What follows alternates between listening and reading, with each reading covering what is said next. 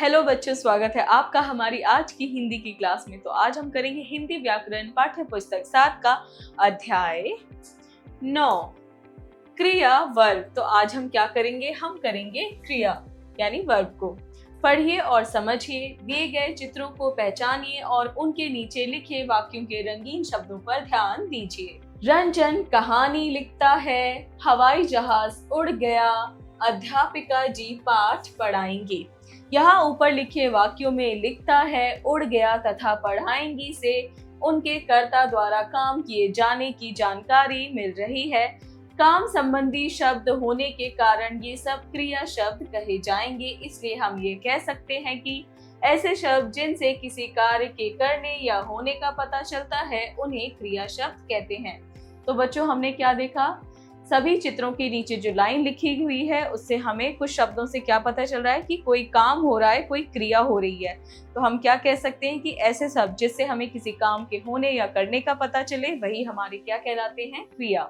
यहाँ हमें इस बात पर भी विचार करना होगा कि क्रिया में दो बातें कही गई हैं। पहली क्रिया का होना, दूसरी क्रिया का करना। अब इन उदाहरणों को देखें। कमरे में मेज रखी है, बच्चे कक्षा में बैठे हैं, बच्चे अंताक्षरी खेल रहे हैं। प्रथम दो उदाहरणों में रखी है, बैठी है, इससे यह पता चल रहा है कि कार्य हो चुका है, यानी कि कार्य का होना। मेज कमरे में रखी है, रखी जा चुकी है, और बच्चे कक्षा में बैठे हैं, यानी कि बैठ चुके हैं। कहने का अर्थ है कि कार्य हो चुका है, इसे ही कार्य का होना कहा जाता है। तीसरे उदाहरण में बच्चे अंताक्षरी खेल रहे हैं, अर्थात अंताक्षरी खेलने की क्रिया अभी भी हो रही है, इसे ही क्रिया का करना कहा जाता है। तो बच्चों, जो कार्य हो चुका है उसे क्या कहेंगे? कार्य का होना। और जो कार्य अभी चल रहा है उसे क्या कहेंगे? कार्य का करना। अब आइए ये जानने की क्रिया के कितने रूप होते हैं।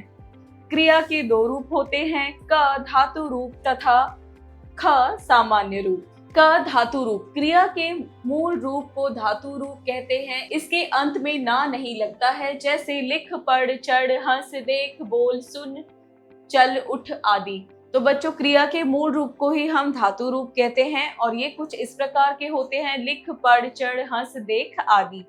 ख सामान्य रूप। क्रिया के मूल रूप धातु रूप के अंत में ना जोड़ देने से क्रिया का सामान्य रूप बनता है, जैसे लिख प्लस ना लिखना, गा प्लस ना गाना, देख प्लस ना देखना, उठ प्लस ना उठना, पढ़ प्लस ना पढ़ना, पक प्लस ना पकना, सुन प्लस ना सुनना, रो प्लस ना रोना, चढ़ प्लस ना चढ़ना, हंस प्लस ना हंसना, सुन प्लस ना सुनना, खो प्लस ना खोना।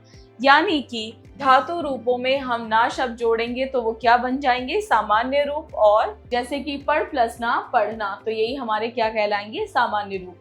अब आइए क्रिया के भेदों को जानें। क्रिया के भेद दो आधारों पर निश्चित किए गए हैं। पहला, कर्म के आधार पर।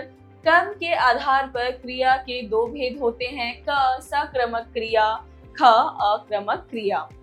दूसरा, रचना के आधार पर। रचना के आधार पर क्रिया के चार भेद माने गए हैं, क संयुक्त क्रिया, ख नाम धातु क्रिया, ग प्रेरणार्थक क्रिया, घ पूर्वकालिक क्रिया। तो चलिए पढ़ते हैं कर्म के आधार पर क्रिया के भेद। क सक्रमक क्रिया। सक्रमक क्रिया का अर्थ है कर्म के साथ क्रिया। वह क्रिया जिसके साथ कर्म जुड़ा हो और क्रिया का फल कर्ता पर ना पड़कर कर्म पर पड़ता है उसे सक्रमक क्रिया कहते हैं। जैसे माता जी खाना बनाएंगी, धोबिन कपड़े सुखा रही है, नंदन दूध पी रहा है। बच्चों, इन उदाहरणों में खाना, कपड़े और दूध कर्म शब्द है। क्रिया का प्रभाव इन पर ही पड़ रहा है, ना कि कर्ता पर। तो बच्चों, सक्रमक क्रिया वह होती है जिसमें क्रिया का प्रभाव कर्म पर पड़ता है, उसी को हम सक्रमक क्रिया कहते हैं। जैसे कि धोबिन कपड़े सुखा रही है और नंदन दूध पी रहा है। यहाँ पर यह बात ध्यान देने योग्य है कि क्रिया के पहले वाक्य के बीच में क्या, किसे और किसको प्रश्न लगाने पर यदि उत्तर सकारात्मक मिलते हैं तो वह क्रिया सकर्मक होगी। उपयुक्त उदाहरण को देखें।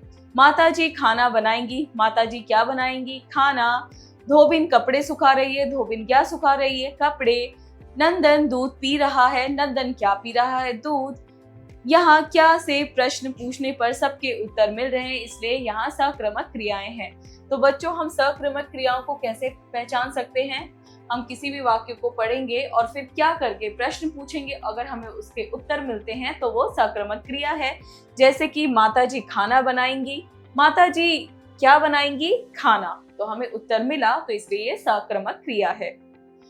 सक्रमक के भेद। सक्रमक क्रिया के दो भेद होते हैं, एक क्रमक, द्विक्रमक। एक क्रमक क्रिया ऐसी सक्रमक क्रिया जिससे केवल एक ही कर्म होता है, वह एक क्रमक क्रिया कही जाती है। जैसे मंजूषा पत्र लिख रही है, बच्चे क्रिकेट खेल रहे हैं, माताजी बच्चे को सुलाती हैं। यहाँ वाक्यों की क्रियाओं लिख रही है, पत्र, खेल रहे हैं, क्रिकेट, सुलाती है बच्चों को के लिए केवल एक ही कर्म प्रयुक्त है। यानी कि जिन वाक्यों में सिर्फ एक ही कर्म प्रयुक्त होता है, एक ही कर्म दर्शाते हैं, वही हमारे एक कर्म क्रिया कहलाते हैं। दूसरा, द्विकर्म क्रिया। ऐसी क्रियाएं जिनके लिए एक से अधिक कर्म होते हैं, उन्हें द्विकर्म क्रियाएं कहते हैं। जैसे दादी जी बच्चों को कहानी सुनाती है, रंजना ने सुगंधा को कलम दी, माताजी नौकरानी से बर्तन मंजवाती हैं। यहाँ तीनों वाक्यों में क्रियाएं दो एक सी ही हैं, किंतु उनके दो दो कर्म रंगीन शब्दों में प्रयुक्त हुए हैं। यानी कि जिन वाक्यों में दो कर्म होते हैं, वही हमारे क्या कहलाते हैं? द्विकर्म क्रिया। ख, अक्रमक क्रिया।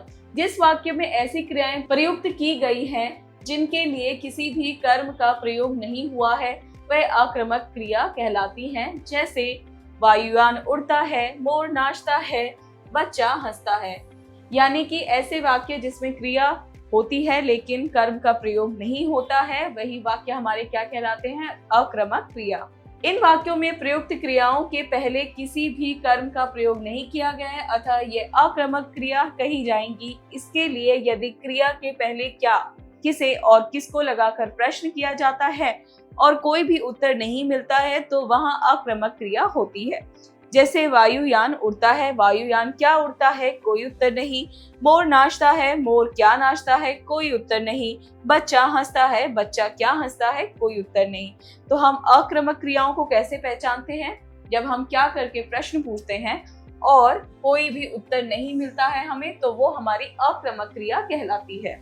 कुछ अक्रमक क्रियाएं निम्नवत होती हैं: हंसना, रोना, छींकना, खांसना, नहाना, खेलना, तैरना, उछलना, चमकना, गिरना, फिसलना, टहलना, जागना, सोना, उठना, बैठना, देखना आदि। रचना के आधार पर क्रिया के चार भेद होते हैं: क संयुक्त क्रिया, ख नाम धातु क्रिया, ग प्रेरणार्थक क्रिया, घ पूर्वकालिक क्रिया। क संयुक्त क्रिया। किसी वाक्य में दो या दो से अधिक धातुओं के योग से बनी क्रियाएं संयुक्त क्रियाएं कही जाती हैं। जैसे नौकर घर चला गया है, गुब्बारे वाला आ गया है, नाना जी चले गए हैं। इन उदाहरणों में चला गया, आ गया, चले गए दो दो अलग धातुओं वाली क्रियाओं का प्रयोग हुआ है। अतएव ये सब संयुक्त क्रियाएं, यानी कि संयुक्त क्रियाएं कौन सी है? जिसमें दो अलग अलग धातु वाली क्रियाओं का प्रयोग होता है, वही हमारी संयुक्त क्रियाएं कहलाती हैं। ख नाम धातु क्रिया। ऐसी क्रियाएं जो संज्ञा, सर्वनाम, विशेषण आदि से बनती हैं, वे नाम धातु क्रिया कही जाती हैं। जैसे किसी चीज को हथियाना नहीं चाहिए, नितिन के दादाजी सठिया गए हैं, अच्छी चीजें अपनाना चाहिए। तो बच्चों, नाम धातु क्रियाएं कौन सी होती हैं? जो संज्ञा, सर्वनाम, विशेषण आदि से बनती हैं, यानी कि इन्हीं के द्वारा ये बनती हैं, इसीलिए ये क्या कहती है? नाम धातु क्रियाएं। जैसे कि नितिन के दादाजी सठिया गए हैं। कुछ नाम धातु की क्रियाएं बतियाना, नाचना, शर्माना, अपनाना, लतियाना, जतलाना, कंपकपाना, खजाना, हकलाना, झुटलाना, खटखटाना आदि। ग प्रेरणार्थक क्रिया। क्रिया के जिस रूप से यह पता चले कि कर्ता स्वयं कोई कार्य ना करके किसी दूसरे को कार्य करने के लिए प्रेरित करता है, उसे प्रेरणार्थक क्रिया कहते हैं। जैसे माँ नौकरानी से खाना बनवाती है, पिता ने मोहन के बाल कटवाए, माँ ने नौकरानी से साड़ी धुलवाई। यानी कि जिस वाक्य में कर्ता जो है स्वयं कार्य ना करके दूसरे को प्रेरित करता है, वही हमारी क्या है? प्रेरणार्थक क्रिया है। जैसे कि माँ नौकरानी से खाना बनवाती है, पिता ने मोहन के बाल कटवाए। यहाँ कार्य को कर्ता स्वयं ना करके किसी अन्य से करवा रहा है, इसलिए यहाँ प्रेरणार्थक क्रिया का प्रयोग किया गया है। घ पूर्वकालिक क्रिया, ऐसी क्रिया जिसका पूरा होना वाक्य की मुख्य क्रिया के पूरे होने से पूर्व पाया जाए, उसे पूर्वकालिक क्रिया कहते हैं। जैसे बच्चा रोकर सो गया, रंजना खाकर चली गई, कक्षा में पहुंचकर छात्र पढ़ने लगे। इन सभी उदाहरणों से यह पता चल रहा है कि मुख्य क्रिया से पहले या पूर्व में ही एक अन्य क्रिया संपन्न हो चुकी है। इसे हम पूर्वकालिक क्रिया कहेंगे। यानी कि जब किसी वाक्य में कोई मुख्य क्रिया हो रही है, उससे भी पहले क्या है, कोई क्रिया संपन्न हो चुकी हो अपने आप में, उसी को हम क्या कहेंगे, पूर्वकालिक क्रिया। जैसे कि रंजना खाकर चली गई, तो खाकर क्या है, हमारा मुख्य क्रिया से पहले वाली पूर्व क्रिया है, और उसकी मुख्य क्रिया क्या है, चली गई, लेकिन खाकर क्या है, हमारा पूर्व क्रिया। आइए पुनरावृत्ति करें। क्रिया किसी कार्य का करना या होना क्रिया कहलाता है। क्रिया के भेद कर्म के आधार पर तथा रचना के आधार पर। क्रिया किसी कार्य का करने या होना। क्रिया के भेद कर्म के आधार पर, सक्रमक कर्म के साथ, अक्रमक कर्म के बिना। रचना के आधार पर संयुक्त क्रिया, रह गई, लौट आए। नाम धातु क्रिया, बतियाना, हथियाना। प्रेरणार्थक क्रिया, धुलवाएं, मंगवाएं। पूर्वकालिक क्रिया, पहुंचकर, सोकर, पढ़कर। अभ्यास कार्य, मौखिक कार्य, स्पीकिंग स्किल्स, यानी हमें बोलकर उत्तर देने हैं। दिए गए प्रश्नों के उत्तर बताइए। का, कर्म के आधार पर क्रिया के कितने भेद हैं? कर्म के आधार पर क्रिया के 2 भेद हैं। ख, किसी कार्य का होना क्या कहलाता है? किसी कार्य का होना क्रिया कहलाता है। लेखन कार्य, राइटिंग स्किल्स, यानी हमें लिखकर उत्तर देने हैं। प्रश्न 1, दिए गए प्रश्नों के उत्तर लिखिए। का, क्रिया किसे कहते हैं? उदाहरण सहित लिखिए। तो किसी कार्य के होने या करने को हम क्रिया कहते हैं। जैसे रोहन रोज सुबह सैर पर जाता है। ख, कर्म के आधार पर क्रिया के कितने भेद होते हैं? कर्म के आधार पर क्रिया के 2 भेद हैं, सक्रमक क्रिया और अक्रमक क्रिया। ग, सक्रमक और अक्रमक क्रिया के बीच अंतर स्पष्ट कीजिए।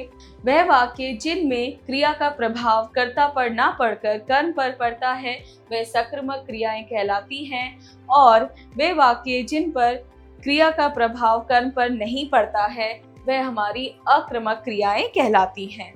प्रश्न 2, दिए गए वाक्यों में से क्रिया शब्दों को रेखांकित करके सामने लिखिए। तो हमें कुछ वाक्य दे रखे, हमें क्या करने हैं, क्रिया शब्द को रेखांकित करके यहाँ लिखना है। क, नरेश ने अपना गृह कार्य पूरा कर लिया। तो इसमें क्या है, कर लिया हमारा क्रिया है, और इसे हम यहाँ लिख देंगे, कर लिया। ख, माताजी साड़ियां खरीदने बाजार गई हैं। तो गई है हमारी क्रिया है, हम यहाँ लिख देंगे। तो बच्चों, इसी तरह आप बाकी भी वाक्यों को पढ़ेंगे और क्रिया शब्द को रेखांकित करके यहाँ लिख देंगे। प्रश्न 3, दिए गए प्रश्नों के दिए सही विकल्प चुनिए। क, भारत एक गरीब देश है में क्रिया शब्द होगा भारत, है, ढलना या देश। तो है। ख, सूरज शाम को ढलता है में कर्म होगा सूरज, शाम, ढलता, ढलता है। तो ढलता है। ग, बच्चा रोता है वाक्य में कौन सी क्रिया है? सक्रमक, अक्रमक, प्रेरणार्थक, पूर्वकालिक। तो इसमें है हमारी अक्रमक क्रिया। घ, गाड़ी स्टेशन पर आ गई, रेखांकित क्रिया का भेद क्या है? सक्रमक, अक्रमक, पूर्वकालिक या संयुक्त क्रिया। तो संयुक्त क्रिया। ड़, पड़ोसी ने राधे को डंडे से पिटवाया। रेखांकित क्रिया का प्रकार है नाम धातु, अक्रमक, प्रेरणार्थक और संयुक्त क्रिया। तो इसका है नाम धातु। प्रश्न 4, दी गई मूल क्रियाओं से उनकी प्रेरणार्थक क्रियाएं लिखिए। तो हमें क्या करना है, इनकी मूल क्रियाओं से इनके प्रेरणार्थक लिखने हैं। जैसे पीना, पिलवाना,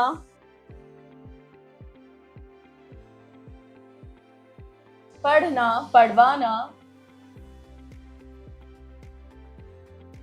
सोना, सुलवाना। तो बच्चों, इसी तरह आप बाकी शब्दों के भी लिखेंगे। प्रश्न 5, दिए गए वाक्यों में क्रिया शब्द भरकर पूरा कीजिए। तो हमें क्या करना है, वाक्यों में शब्द भरने हैं, उनको पूरा करना है।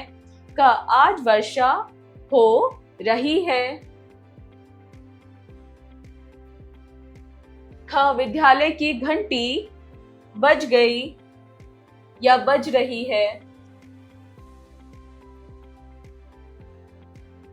तो बच्चों इसी तरह आप क्या करेंगे, क्रिया शब्दों को यहाँ लिखेंगे और इन वाक्यों को पूरा करेंगे।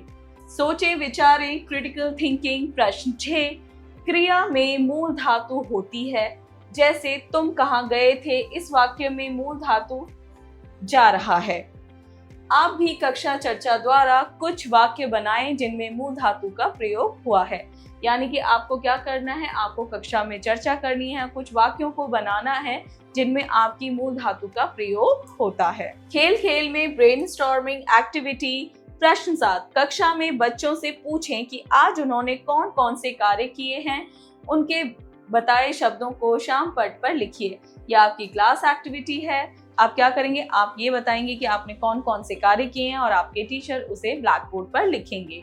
प्रश्न 8, दी गई सारणी में से क्रिया शब्द छांटकर नीचे लिखिए। तो बच्चों यहाँ पे आपको एक सारणी दे रखी है, आपको क्रिया शब्द छांटकर लिखने हैं। जैसे भागकर, तो आप लिखेंगे यहाँ पे भागकर। उसी तरह पढ़ना, आप लिख देंगे पढ़ना। तो बच्चों इसी तरह आप बाकी शब्दों को भी छांटेंगे, ढूंढेंगे और यहाँ लिखेंगे। प्रेरणादायक मूल्य। संसार में सब कुछ उपलब्ध है, परंतु कर्महीन व्यक्ति कुछ प्राप्त नहीं कर पाता, अतः सदैव क्रियाशील रहें। यानी कि बच्चों हमें हमेशा ही कुछ ना कुछ क्रिया या काम करना ही चाहिए, क्योंकि जो काम नहीं करता उस व्यक्ति का जीवन निरर्थक होता है। इसी के साथ बच्चों आपका ये पाठ हुआ पूरा। मिलते हैं अगली क्लास में।